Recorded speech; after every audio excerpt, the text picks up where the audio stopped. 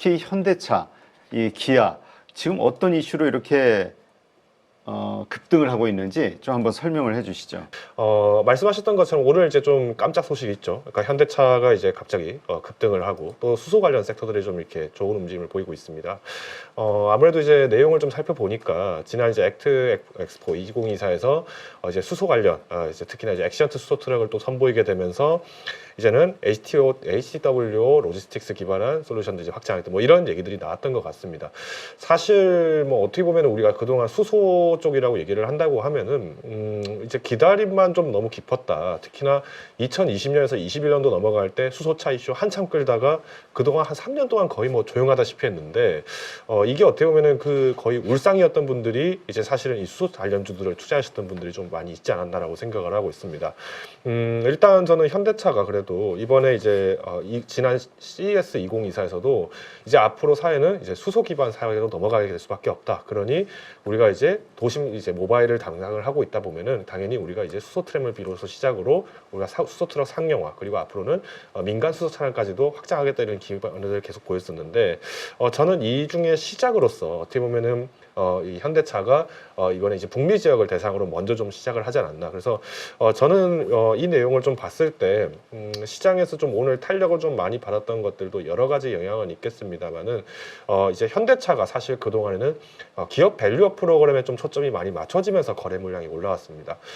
실제로 뭐 1월에 CES 2024 때 수소차 얘기했을 때는 오히려 주가가 더 빠졌습니다. 그러니까 수소차 저거 또 가스라이팅 한다, 수소라이팅을 한다, 뭐 이런 얘기를 하시는 분들이 굉장히 많았었는데 아이러니하게도 주가가 올라간 거는 오히려 2월부터 이제 그러니까 본격적으로 기업 밸류업 프로그램이 발발하기 시작하면서 그러면 그래도 선방했던 기업 그리고 환율로 인해서 수출의 수혜를 받을 수 있는 기업 그리고 실적 기대감이 커지는 기업이 누구냐 이렇게 봤을 때 그래도 자동차 기업이다 이렇게 되면서 사실 2월의 주가를 좀 좀채 회복하지 못했다라는 예상이 좀 되고 있고요. 그래서 저는 오늘 이 현대차가 좀 급등을 한 것이 좀 굉장히 놀랍습니다. 뭐 당연히 이제 그동안 좀 긴 기다림 속에서 이 현대차를 포기하지 않고 투자하셨던 많은 분들께 좀 진심으로 좀 축하를 드리고 싶고요. 이게 이제 드디어 어떻게 보면은 현대차가 드디어 이제 방점을 찍기 시작했다. 이제 앞으로 나아갈 수소 전략에 대해서 어떻게 해야 될지를 이제 조금 보여주는 첫걸음이 실질적으로 좀 나오지 않았나라고 판단하고 있습니다. 네, 일단 지금 수소주 아까 보니까 그 두산 관련해서도 그렇고 수소주들이 오늘 좋은 흐름을 보이고 있는데 일단 뭐 간단히 좀 설명해 주시긴 했는데 이게 좀 지속적인 강세 이유가 나온 겁니까? 아니면 일시적인 그 하루 이벤트로 가야 될까요? 사실 수소 쪽에 대해서 투자는 뭐 지금 정부에서도 계속 밀고 있다 보니까 일단 인프라 확충 쪽에 좀 집중이 돼야 되는데 아마 많은 분들이 이런 생각을 하실 것 같습니다. 내 주변에도 수소차 탄다는 사람 별로 많지 않다. 이거 왜 그러냐 얘기하면은 뭐 아주 근본적인 문제가 있습니다. 지금은 그러니까 우리나라에서 지금 활용하고 있는 수소 충전소라든가 이런 인프라가 상당히 많이 부족하기 때문에 나오는 현상이라고 저는 보고 있고요. 그러다 보니 사실 이제 그동안에서 우리가 수소주는 어떻게 보면은 이게 성장주처럼 실적이 늘어나는 개념이 아니라 오히려 가치주로 전환이 돼버린 겁니다. 초기에는 이제 수소 섹터에서 계속 투자가 늘어나고 기업들에서 R&D가 확정되고 그리고 여기에서 신제품이 나오는구나 이렇게 접근하시는 분들이 많았었는데 이게 이제 21년, 22년 넘어가기 시작하면서 오히려 이제 전쟁으로 해서 유가 부분들이 더 튀기 시작하고 또 여기에 이제 친환경 섹터에 대해서의 이제 과잉 투자가 또 진행되다 보니까 일시적으로 이제 정부들에서는 사실 지금 돈이 너무 많이 부담스러운데 이 인플레이션 어떻게 해소를 하지 하다 보니까 이제 중국과의 어떤 거리감을 또 다시 두기 시작하고 이런 여러 가지 복합적인 요소가 있다라고 저는 보고 있고요. 때문에 이제 오늘 두산그룹이 그래도 좀 잘 가고 있는데 일단 두산그룹 같은 경우에는 뭐 사실 여러 가지 이슈가 있습니다. 최근에 지금 이제 원전 이슈들도 있고요. 그리고 뭐 두산 로보틱스 굉장히 잘 가고 있습니다. 여기에 더불어서 이제 뭐 오늘은 또 두산 퓨얼셀이 또 좋은 실적을 또 만들어낼 기대감이 있을 것이다. 이렇게 지금 상승하고 있는데 저는 이 수소 테마 오늘은 조금 반짝 상승이지 않을까라고 저는 보고 있습니다. 물론 장기적으로 좀 이 수소 테마를 계속 관심은 둬야겠지만은 최근 시장에서의 이 거래 매물 자체가 폭발적으로 나온다라기보다는 오히려 조금 일부 종목에 대해서 좀 빠르게 순환이 돌고 있기 때문에 저는 이런 시기가 한 번쯤은 이 수소 종목을 갖고 계신 분들이라면 한 반절 정도 매도하시는 것도 좋지 않을까라고 저는 판단하고 있습니다. 네, 일단 수소 관련해서는 저희가 예전에 공부할 때도 보면은 이게 인프라가 먼저 깔려야 되기 때문에 그 정부 혹은 뭐 글로벌 정부, 한국 정부 아니라 뭐 글로벌 모든 정부들의 그 밸류 체인에 대한 그 인프라에 대한 정말 큰 투자가 일어났을 때 그때가 이제 본격적인 어떤 확장 시점이 아니겠냐 이렇게 봤는데 네. 이거는 이제 그런 상황은 아니기 때문에 일시적인 것으로 봐야 된다 이렇게 보는 거군요. 네, 그렇습니다. 그러니까 사실 뭐 이제 핵심을 좀 말씀드리면 우리나라의 지금 이제 수소차, 전기차 이제 옛날에 한때 굉장히 얘기가 많았는데 일단 좀 보시다시피 사실 이제 우리나라에는 수소 충전소 현황을 지금 제가 띄워놨습니다. EV.5R.KR 이제 들어가시면 볼 수 있는데 다 합쳐봤을 때 지금 수량이 한 200개소 정도밖에 되지가 않습니다. 근데 재밌는 사실은 전기차 충전소를 가서 딱 제주도만 놓고 보겠습니다. 제주도만 해서 놓고 보더라도 이 제주도에 있는 전기차 충전소가 한 230곳 정도 됩니다. 그러면 제주도에 있는 전기 충전소보다 전국에 있는 수소 충전소가 작다는 말은 당연히 수소차를 탈 이유가 없다라고밖에 볼 수 없겠죠. 그렇지. 가다가 쓰면 어디서 채울 데가 없네. 뭐 긴급 출동으로 뭐 보험사 부른다고 하더라도 뭐 한참 걸릴 텐데 이게 이제 어떻게 보면은 고객들에게 있어서는 당장은 진입 장벽이 높다라는 거죠. 그러다 보니까 이 수소 충전소들은 보통 어느 곳에 있느냐? 주요 산업단지들. 즉 우리가 한 번 충전할 때 대용량 충전이 가능하고 또 운송 목적지가 어느 정도 한정적으로 있는 트럭들 위주로 가다 보니까 이게 어떻게 보면은 이제 좀 확장을 하려고 하다 보니 이제 수소 트램 이런 부분들이 발전되기 시작하는 거고요. 여기에 더 나가서 이제 지금 상용 트럭 쪽으로 조금 좀 더 먼저 나가지 않았나라고 판단을 하고 있습니다. 사실 우리가 그 일본의 도요다하고 한국의 현대차가 수소차와 관련해서 상당히 앞서 나가 있는 이러한 기술력과 진척 사항을 가지고 있다 이렇게 알고 있었는데 사실 이 전기차 작년인가요? 재작년서부터 현대차가 수소차는 거의 포기하고 이 전기차에 올인하는 거 아니냐 이런 의견들이 많았거든요. 지금 어떻습니까 상황이? 오히려 이제 올해 초부터 해서 좀 상황이 많이 역전됐던 거 아니냐라고 얘기도 드릴 수 있을 것 같습니다. 지금 보시면은 우리나라의 이제 EV 시장, 그러니까 즉 이제 전기차 시장 자체가 최근에 좀 주춤하고 있죠. 이 부분은 이제 전 세계적으로 나온 어떤 캐즘 현상이라고 볼 수 있을 것 같은데 이 캐즘 현상도 사실은 이걸 극복하려면은 당연히 저가 경쟁을 해서 자유 입찰을 한다면은 뭐 시장에서는 좋은 물건들을 구할 수 있겠죠. 근데 이거를 어제와 그제 이어서 지금 미국의 제니 옐런 장관이 이제 이런 발언을 했습니다. 지금 중국에서 납품되고 있는 과잉 생산으로 인해서 시장의 경쟁성이 저해되고 있다. 근데 이게 참 아이러니한 말입니다. 그러니까 왜냐하면 미국이란 나라는 자본주의의 가장 표상이 되는 나라인데 그러면 싼 제품이 들어오면은 허용을 해서 시장의 가격 경쟁력을 높이는 게 중요하지 않냐 이렇게 가야 되는데 이제 결국은 지금 이런 부분들이 외교적, 정치적 마찰이 있다 보니까 이제 중국 제품을 지향하자 이런 식으로 된다는 거죠. 뭐 이미 중국은 뭐 애국 소비 이런 부분들을 계속 강조를 하고 있다 보니까 당연히 이제 수입보다는 수출이 더 많아질 수밖에 없는 상황이었고요. 그러면 이제 여기서 이제 우리나라에는 현대차 같은 경우에도 사실은 수출을 하는 입장에서 봤을 때 전기차 쪽에서는 당연히 뭐 2차 전지 관련된 부분에서 제조 부담들은 실질적으로 좀 완화됐다 하더라도 오히려 이제 문제는 이 제품의 완성 제품을 판매하는 데 있어서의 그 마진율이 얼마나 올라갈 것이냐 이게 핵심인데 최근에 이제 환율 얘기가 지금 많이 나왔습니다. 네. 즉 지금 자동차를 지금 뚝딱 만들어서 무슨 종이접기 만들듯이 하루 이틀 만에 만드는 게 아니기 때문에 결국 이 차량이 인도되고 거기 미국에 있는 현지 딜러들이 고객들을 만나서 상담하고 조율하고 그리고 여기서 커스텀하고 이런 부분들까지 다시 하면은 시간이 상당 부분 걸립니다. 그러면 금리 인하기가 됐을 때는 이제 뭐라고 얘기를 할 겁니까? 이것도 이제 논란이 되기 때문에 그래서 저는 이제 이 수소 부분의 테마로 좀 이렇게 강세가 유독 돋보였던 거는 상대적인 부분이라고 저는 보고 있습니다. 다만 아직까지는 이제 이 민간 차량보다는 이제 실제 상업용 차량 쪽에 좀 더 집중을 한다. 즉 우리가 뭐 대형 차량을 위주로 이제 하다 보니까 오늘 좀 이렇게 많은 좀 탄력이 좀 붙지 않았나라고 판단하고 있습니다. 네. 하여튼 이러면서 이제 다시 신재생 에너지 쪽에 관심이 좀 돌아오는 거 아니냐. 지난번에 며칠 전에는 이제 태양광 쪽에 우리가 관심이 좀 쏠렸었고, 이러면서 이 수소 말고 그 다음에 다시 올 만한 게 또 뭐가 있을까 이런 고민하시는 분들도 있을 것 같아요. 네, 아무래도 이제 뭐 최근에 이제 뭐 태양광 같은 경우도 그렇고 뭐 이제 풍력 발전도 그렇고 지금 굉장히 많은 이제 섹터들이 지금 거론이 되고 있는데 지금 이제 최근에 구리 가격이 지금 상승분을 굉장히 탄력을 받다 보니까 전선주들이 굉장히 많이 올라가고 있습니다. 물론 지금 이제 앞으로 미국 대통령 선거를 앞두고 있고 어느 대통령이 된다 하더라도 인프라 투자는 할 수밖에 없습니다. 자, 그러면 신재생 쪽 에너지를 강력하게 밀고 있던 바이든 대통령 입장이라면은 당연히 신재생 발전 쪽에서 연결되는 뭐 해저 케이블이라든가 이런 부분들에서 좀 수주가 늘어날 것이고요. 만약에 트럼프 대통령이 당선된다고 하면은 기존 노후 설비에 대한 부분들에서의 교체 설비가 많아질 수밖에 없습니다. 그러다 보니까 전선주는 어딜 가더라도 일단 양자 모두에서 득이 된다. 이렇게 해석이 되니까 지금 이제 전선 관련, 특히나 이제 전력 소모가 굉장히 커지다 보니까 구리 가격이 지금 급등을 하고 있는데 그러면 우리가 이거는 닥터 코퍼의 영향으로 보냐? 그거는 또 아닙니다. 지금 생성형 AI가 발생된 이후로부터 전력 소모량이 굉장히 급증하고 있고 또 발열 현상이 굉장히 늘어나다 보니까 이제 냉각 액침 기술이 좀 발달을 하고 있습니다. 이런 큰 틀로 봤을 때는 우리가 이 단순 전선만 놓고 보는 것이 아니라 이제는 발전 설비까지 봐야 되는데 아직까지 시장은 조금 민감하게 반응하는 곳이 이 전선주다 보니까 상대적으로 변압기가 좀 뒤늦게 움직인다든가 뭐 전력 설비가 좀 뒤늦게 움직이는 이런 영향들이 좀 보이고 있습니다. 그래서 저는 지금 시점에서는 사실 발전소 쪽을 좀 보시긴 해야 된다라고 저는 얘기를 드리고 싶은데 아마 좀 많은 분들은 이제 기존에 투자하셨던 분들 입장이면은 이거 그래도 저도 지고 있지만 이거 참 답답합니다라고 얘기하시는 분들이 많을 거예요. 뭐 지금 시장에서는 우리나라 같은 경우에도 지금 원전 쪽에 지금 집중이 많이 되어 있고요.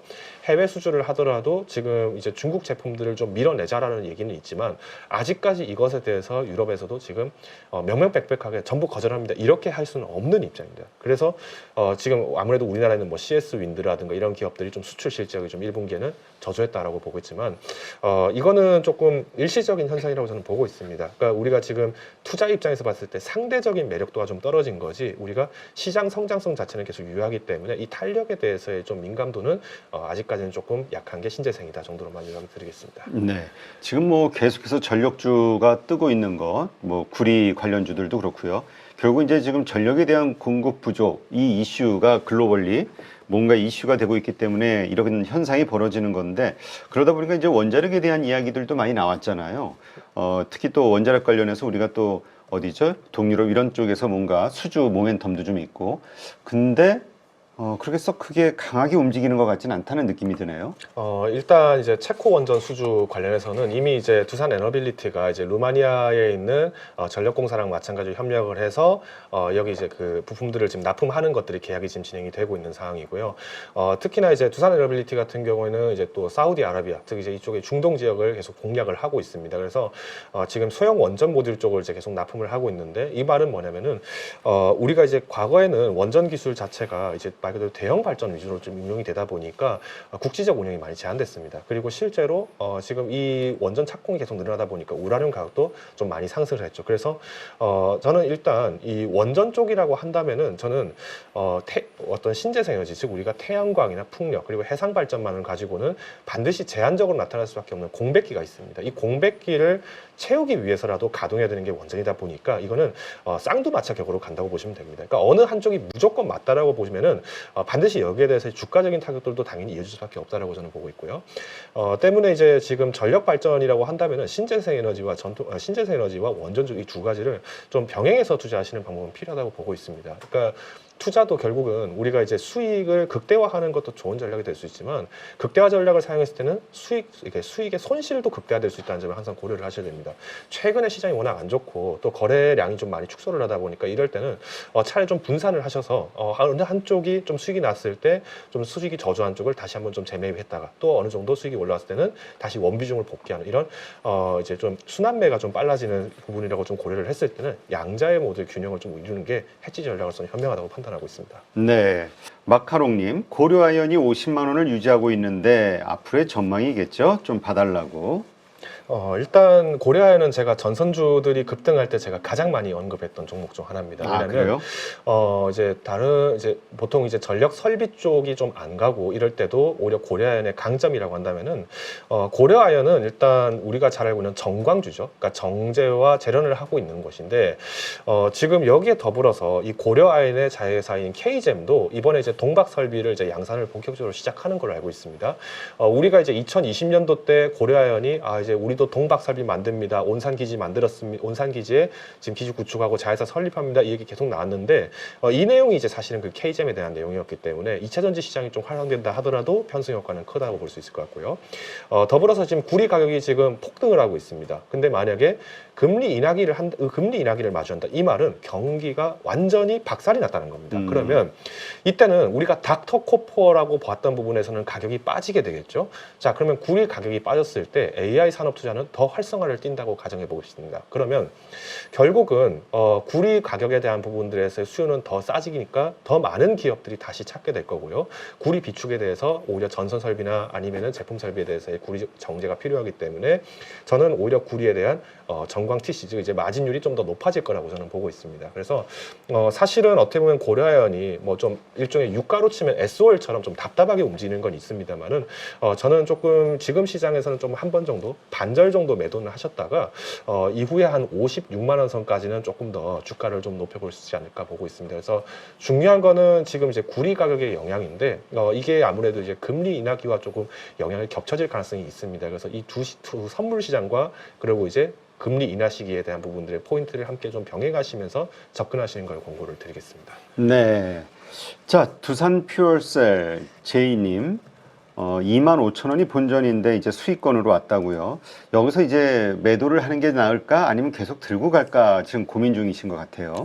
일단 저는 오늘 시장에서는 한 번 정도 매도를 하시는 게 맞지 않을까라고 보고 있습니다. 왜냐하면 일단 거래량 한번 보십시오. 일단 53배나 거래량이 지금 늘었습니다. 평소에. 네, 뭐 전일 대비로 해도 53배였고 뭐 이렇게까지 말씀드리면은 사실 이미 탑승할 사람 다 덤벼들었다. 지금 이제 이 수소 에너지에 대해서 기대하는 분들이 많은 분들은 지금 득달같이 덤벼들고 있다는 건데 이런 시점이면 사실 이 손바뀜이 어려워집니다. 보통 이 종목들이 몰리게 될 때가 언제입니까? 주가는 빠지는데 신용융자는 올라가고 신용잔고는 올라가고 여기에 대해서 거래량 줄어들고 이렇게 되면은 주가는 또 다시 조정을 받을 수 있겠죠.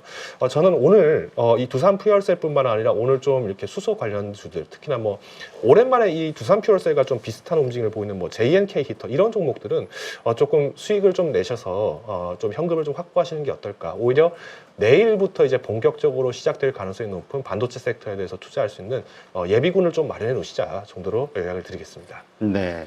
내일서부터 그러니까 엔비디아 실적 발표 이후에 다시 반도체주들의 어떤 반등 요것이 있을 거라고 예상하시는가 봐요. 저는 일장일단이 있습니다. 당연히 우리가 엔비디아가 잘 될 거야라는 믿음은 있는데 예상한 것보다 더 잘 될 거야를 기대하고 있다 보니까 적당히 했습니다 하면은 실망 매물이 나올 가능성이 큽니다.